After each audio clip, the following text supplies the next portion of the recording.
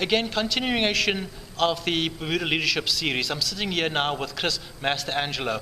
And Kris, today we were talking about leaders.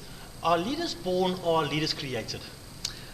That's a great question. I believe that great leaders are born, but good leaders can be created. So I think there are a lot of facets. So what is the difference between a great leader and just an okay leader? The difference between a great leader is a great leader does not need mentoring. It's innate. They have vision, they have drive, they have grit, and their determination, it's just self-propagating. Whereas good leaders are individuals that will need guidance from external factors and counseling and things of that nature. How big a role does ego play in leadership?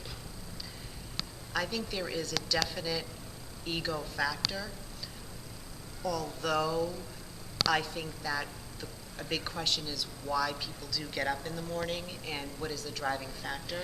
So for you, why do you get up in the morning? To learn. In other words, and to actually analyze what gets me up in the morning is knowledge and to problem solve. So only 10% of the population likes to learn new things every day. And I find that learning new things is invigorating and it keeps me motivated. So knowledge. And the application of knowledge truly is the power. Agreed.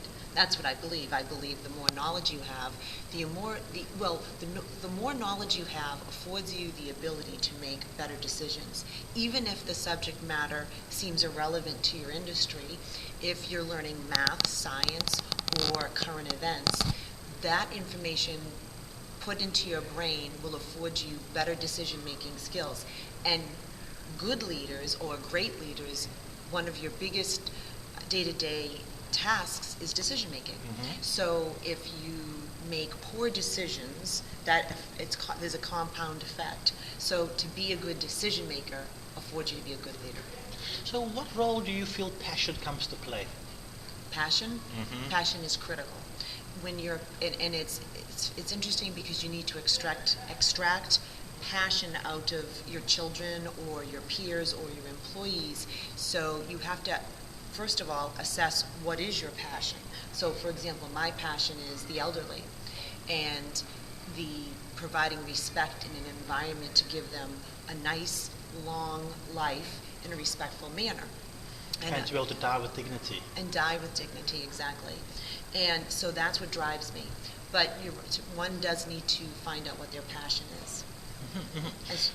So today, we spoke about Ernest Shackleton and the challenges, the dream, the vision, and how he had gone to the furthest corner of this planet, lost his ship, had brought his own men, all his men back. What were some of the key takeaways for you? One of the biggest key takeaway was his grit and his determination. So he was not going to give up. And the second piece is that he role modeled. He took the risk to go back to get help for the men that were remaining on the island. So his grit, his determination, and his role modeling were the key elements that I took away today. So from the rest of the conversation that we had with the group here in Bermuda in this long-term healthcare conference on leadership, what are some of the things that you're now going to take back to your facility? What I'm going to take back is, first of all, the seminar is phenomenal. Maybe I'll take you back with me. How's that? But the element is that the discussion of leadership and the discussion to analyze elements of leadership and not to assume that strictly role modeling, but this group afforded the ability for many members to discuss their own personal experiences and identifying obstacles or avenues or conduits to be successful. So the biggest facet that I have out of this is to discuss and analyze attributes of good leaders or great leaders and just seeing how you can practically apply that in your environment, your work environment. Now, yesterday we were talking about medical tourism and alternative healing. What were some of the things that to you that came across that were really important, and where do the threats to the future of American healthcare lay? It's a phenomenal question. I was not well versed in medical tourism until yesterday, and you enlightened me as well as other group members.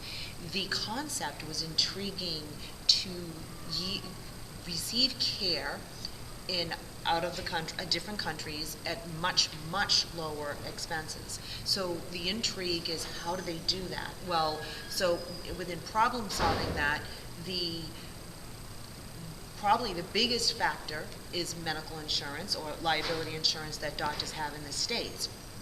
So that's a cultural thing in the United States. And is it feasible to have a system without that liability?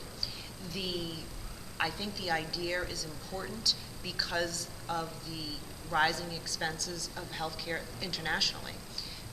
Even here in Bermuda, it's very, very expensive. So those in healthcare, have to think differently and determine how we can change the system. No one has the answer right now, but the medical tourism is a concept, or it's a process that really we should take a very close look at. It's an opportunity. It's an opportunity. And in talking about the opportunity, sort of here in Bermuda, you are having some conversations with Bermudians. Yes, I am. And there are transitions. Share with my viewers, what is the transition you discovered last night? Well, I discovered last night that the local hospital is closing to about 160 beds to transform it into a 90-bed private unit facility that will service outsiders and a medical tourism model,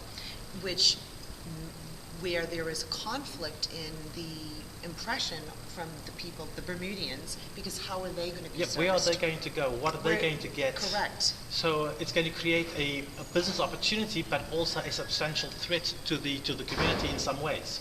Correct. And they don't know exactly how it will play out.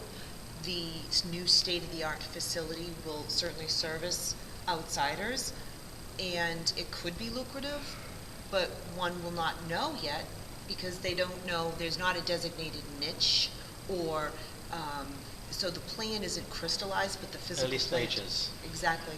And we are seeing more and more countries. We are seeing the Cayman Islands. We are seeing organizations down in Costa Rica, or even Dominican Republic, all starting to try and find how can they attract US dollars to bring down sort of the cost to families and communities